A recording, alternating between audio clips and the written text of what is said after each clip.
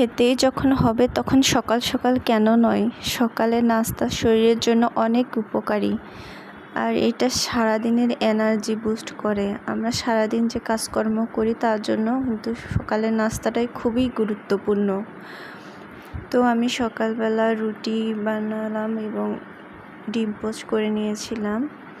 যদিও বা আমি রুটিটা ভালো মতো বানাতে পারি না, অনেক ট্রাই করতে করতেই শিখে যায় মানুষ। কিন্তু আমার রুটি করা নিয়ে অনেকেই হয়তো হাসাহাসি করে, বাড়িতে মজা নেয় বিষয়টা নিয়ে।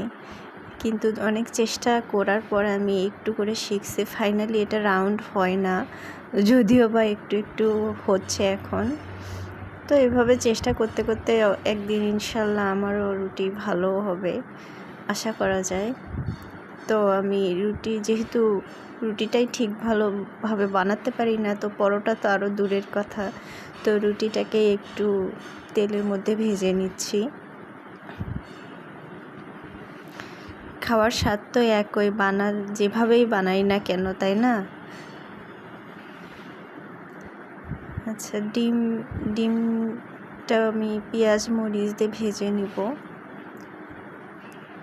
অনেকে হয়তো পোস্ট করে খেতে ভালোবাসেন, কিন্তু আমার পেঁয়াজ মরিচ দিয়ে খেতেই বেশি ভালো লাগে। কেন জানি একটু পেঁয়াজ মরিচের ফ্লেভারটা পড়লে এটার স্বাদটাই পাল্টে যায়। বলতে বলতে আমি আমার নাস্তাটা করে নিলাম। তো চা এখন খাবো। আসলে চা না খেলে হয় না, আমার দিনটাই শুরু হবে না। মানে চা ছাড়া আমি নিজেকে কখনো কল্পনাই করতে পারি না।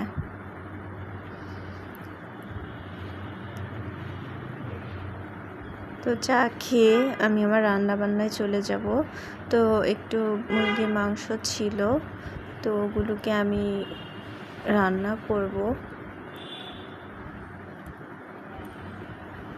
আমি সব কিছুর প্রসেস আগেই করে রেখেছিলাম, শুধু এখন রান্নাটা করতেছি। এভাবে মুরগির মাংস রান্না করে দেখবেন, খেতে অনেক মজা হয়।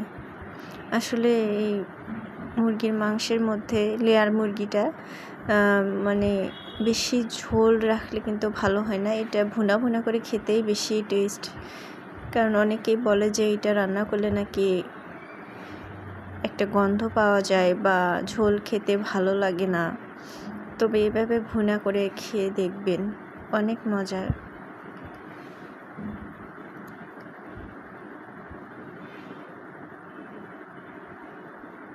তো বন্ধুরা সবাই কেমন আছেন? নিশ্চয়ই ভালোই আছেন। যদিও বা শুরুতেই কথাটা